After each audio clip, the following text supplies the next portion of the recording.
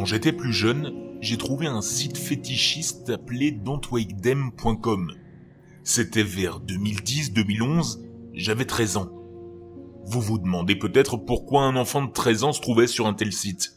Eh bien, j'avais un accès illimité à Internet, sans contrôle parental, et il faut dire que j'étais un enfant plutôt bizarre.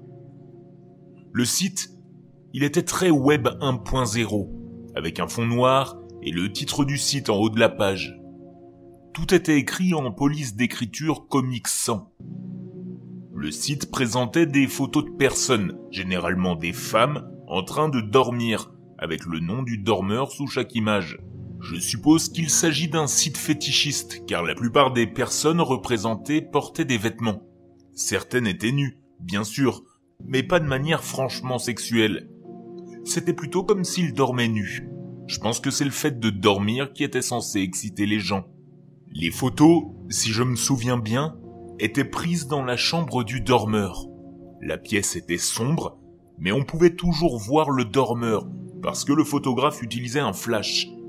Je pense pas que cela le réveillait, puisque les seules photos publiées sont celles où le sujet est endormi. Je me souviens avoir consulté le site à plusieurs reprises, principalement pour passer aux photos de femmes nues. Quand on a 13 ans, et qu'on est excité, les seins sont des seins.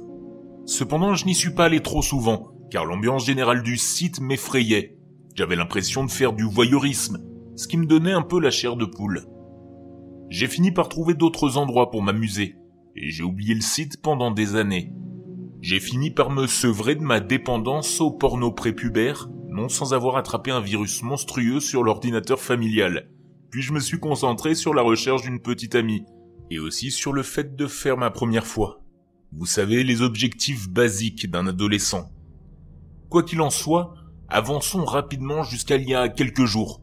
J'écoutais un podcast dans lequel il y avait une pub sur les matelas Casper, ce qui m'a fait repenser à don'twakedem.com.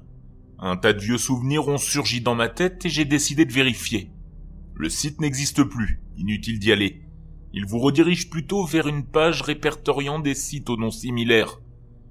Par curiosité, j'ai décidé d'entrer l'URL dans la Wayback Machine. Alors c'est un outil qui vous permet de voir les archives d'Internet, et donc de revenir en 2011. Le fond noir familier et le texte Comic Sans sont apparus, accompagnés d'une tonne d'images de personnes endormies. C'était aussi étrange que mes souvenirs. Cependant, j'ai remarqué quelque chose cette fois que je n'avais pas remarqué il y a plus d'une décennie. Toutes les chambres avaient l'air différentes. Cela ne peut pas sembler grand-chose, mais pour un site qui semblait se spécialiser dans des productions pornographiques fétichistes à très bas budget, cela signifie beaucoup. Ces productions, en général, ont tendance à réutiliser les mêmes décors, qui sont simplement, généralement, l'appartement de quelqu'un. Ici, cependant, chaque chambre avait l'air différente. Les murs étaient peints d'une couleur différente. Certaines chambres avaient des fenêtres, tandis que d'autres non. Et aucune des chambres n'avait ses meubles disposés de la même manière. Peut-être que c'était un groupe de personnes faisant cela indépendamment, dans le même style. Ils prenaient leurs photos et la partageaient ici. Cela semblait être l'explication la plus logique, en tout cas la moins creepy. Morbidement fasciné par le site, j'ai continué à le parcourir. Il y avait des dizaines et des dizaines d'images de personnes endormies, toutes prises de cette manière étrangement voyeuriste. J'ai également remarqué qu'il semblait y avoir des images d'adolescents et d'enfants endormis aussi. Ils étaient habillés, mais cela semblait quand même très glauque. En faisant défiler, je suis tombé sur une photo d'un enfant qui avait les mêmes draps Spider-Man que moi quand j'étais enfant. En fait, cet enfant avait les mêmes affiches dans sa chambre que moi, et la même figurine Bionicle sur sa table de nuit. Avec une angoisse grandissante, j'ai regardé sous le nom de l'image. C'était le mien. Ok. Qu'est-ce que c'était que ça? Comment ce site avait-il cette photo de moi? Ce n'était pas une photo que ma famille avait prise, non. C'était dans le même style que chacune des autres images postées sur ce site, avec le même flash de l'appareil photo. J'ai cherché un email ou un contact sur le site, mais je n'ai rien trouvé. J'ai avancé un peu dans la Wayback Machine, espérant que peut-être le site le listerait plus tard. Le site n'a duré que jusqu'en 2014, où il continuait à se mettre à jour avec de nouvelles images. Sa dernière était celle d'une femme nommée Riley Ashcroft, mais il n'y avait aucune information de contact. Et revenir avant 2011 n'a rien donné non plus. J'ai essayé de googler le site pour voir si quelqu'un en avait déjà parlé, et je n'ai trouvé pratiquement rien. On dirait que personne d'autre ne connaissait ce site. Je ne savais pas quoi faire d'autre, ni où discuter de quelque chose comme ça. Alors j'ai décidé d'essayer de chasser ce site étrange de ma tête, et j'ai espéré que ça aurait plus de sens le matin suivant. Le lendemain matin, après une nuit assez légère, j'ai revérifié le site sur la Wayback Machine, mais il n'était plus archivé là-bas. Selon la Wayback Machine, quelqu'un avait demandé que le site soit supprimé.